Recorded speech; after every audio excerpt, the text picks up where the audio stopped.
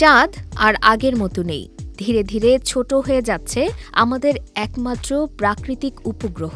সাম্প্রতিক এক গবেষণায় চাঁদের বুকে ১,০০০-এর বেশি নতুন ফাটল শনাক্ত হয়েছে, যা প্রমাণ করে চাঁদ ক্রমেই সংকুচিত হচ্ছে।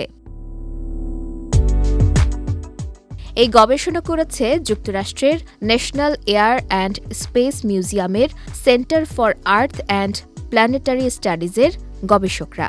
তাদের মতে, চাঁদের ভেতরের অংশ ধীরে ধীরে ঠান্ডা হয়ে আসছে। ভেতর ঠান্ডা হলে বাইরের স্তর সংকুচিত হয়, যেমন গরম লোহা ঠান্ডা হলে আকারে ছোট হয়ে যায়। চাঁদের ক্ষেত্রেও ঠিক তেমনটাই ঘটছে।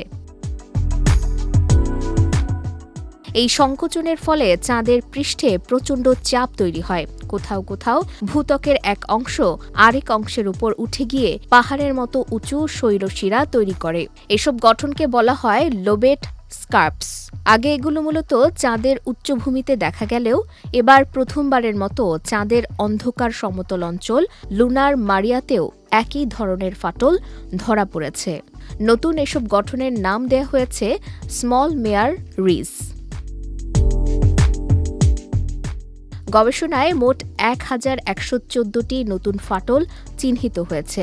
ফলে চাঁদে এ ধরনের ফাটলের মোট সংখ্যা দাঁড়িয়েছে ২,৬৩৪-এ। বিজ্ঞানীদের ধারণা, এসব ফাটলের গড় বয়স প্রায় ১২,৪০,০০,০০০ বছর।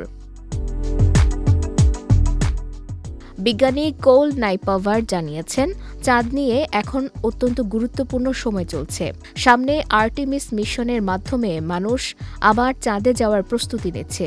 তাই চাঁদের ভূমিকম্প বা চন্দ্রকম্প সম্পর্কে সঠিক ধারণা থাকা খুব জরুরি। ভবিষ্যতে সেখানে গবেষণা বা বসতি স্থাপন করতে গেলে এসব কম্পন বড় ঝুঁকি তৈরি করতে পারে।